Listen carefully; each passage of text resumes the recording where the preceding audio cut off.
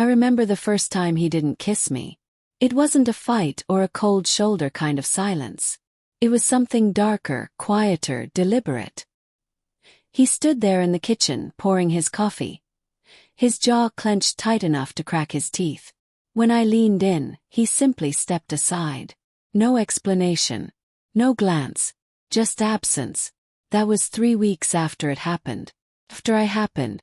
I wish I could say it was a mistake, that I was drunk or coerced, but no. It was deliberate. Calculated. A desperate, reckless gasp for validation. The man's name was Aaron, someone from work. He was attentive, charming, and he looked at me like I was still desirable. Like I hadn't turned into this quiet, invisible thing that drifted around our house, making dinner, folding clothes, pretending everything was fine. That night with Aaron had been the first time I'd felt alive in years. But it was also the night I murdered something inside myself. Mark wasn't the same after that. He didn't know, not at first. He couldn't have. I'd covered every track, deleted every message, even blocked Aaron afterward, panicking at what I'd done. But still Mark changed. He began coming home later, staying in the garage longer, barely touching his dinner. When we went to bed, he didn't cuddle against me like he used to. He didn't speak. But when he did touch me, it was mechanical, rough, detached, as if my body was just an outlet for his anger. He never kissed me. Not once. And every time it happened I felt smaller. I tried to ask him what was wrong one night. We were in bed, the shadows from the hallway lights stretching across the wall. He was scrolling through his phone, the glow highlighting the hollow under his eyes. "Mark," I said softly, "did I do something?" He didn't look up. "What makes you think you didn't?" The words hit like a slap. "What's that supposed to mean?" He turned to me then, slowly, deliberately. His eyes were empty. "You've been different," he said. "Colder. Guilty, maybe. I don't know. Something's off." My heart stopped. My body turned ice. He watched me, studying every twitch of my face. Then he put his phone down, leaned closer and whispered, "Who is he?" My world crumbled. I wanted to lie, to deny, to cry, to say he was being paranoid. But my throat locked up. I stared at him, and in that silence he knew. Mark stood up, walked to the window, and laughed. Not the kind that carries humor, but the kind that sounds like a man trying not to break. "How long?" he asked. "Once," I whispered. "It was one time. I swear." He turned around slowly. His expression was unreadable, just calm, hollow resignation. "Once," he repeated. "You gave everything away for one time." Tears blurred my vision. "I'm sorry, Mark. Meant nothing. I just felt lost. You were so distant. I was distant."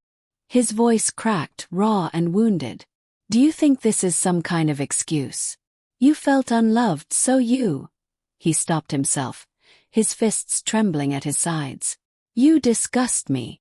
For weeks after that night we lived like ghosts.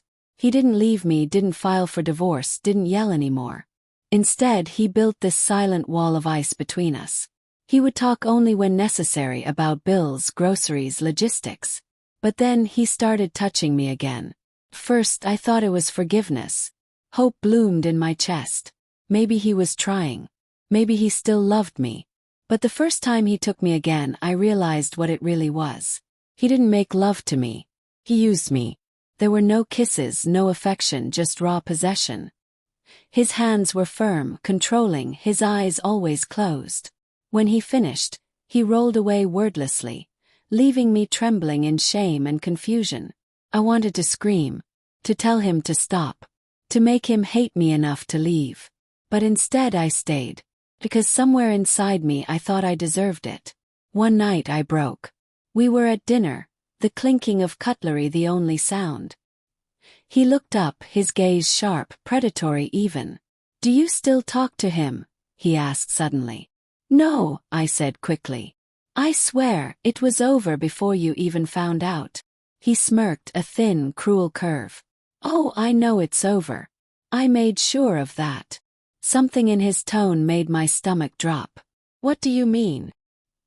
He leaned back, eyes gleaming in the dim light. Aaron doesn't work at your company anymore, does he? Froze. How do you know that? I know people, he said simply. I wanted him gone. Wanted to see how you'd live without your little fantasy. Felt sick. You ruined his career. He shrugged. He ruined my marriage. I stood up, my hands shaking. Mark, this isn't you. No, he interrupted, voice low and venomous. This is me now. The version you made. You wanted attention. You got it. He stood too, walking past me, and as he brushed by, he whispered, You'll stay. You owe me that much. The following weeks blurred into a haze of emotional warfare.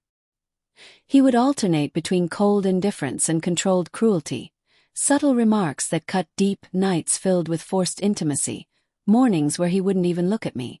I began to feel like a prisoner. I had ruined everything, but now he was destroying what was left. One night I packed a bag. I couldn't take it anymore. As I zipped the suitcase, he appeared in the doorway, silent. Going somewhere, he asked. I can't do this anymore, Mark.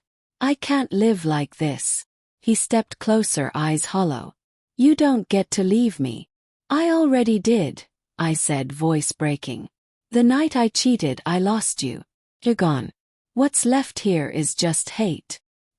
He stared at me for a long, unbearable moment. Then his expression softened, not with forgiveness, but with exhaustion. You think leaving will make it easier? I don't know, I whispered. But staying is killing me.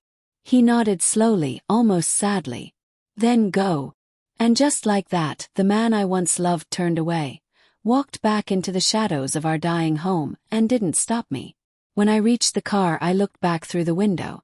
He was sitting on the couch, staring blankly at the floor. That's when I noticed something. On the table beside him, a small, silver object glinting under the lamp. My phone. The one I thought I'd hidden. The one with photos. Messages. My breath caught. He hadn't just found out. He had known all along. The distance, the silence, the controlled cruelty.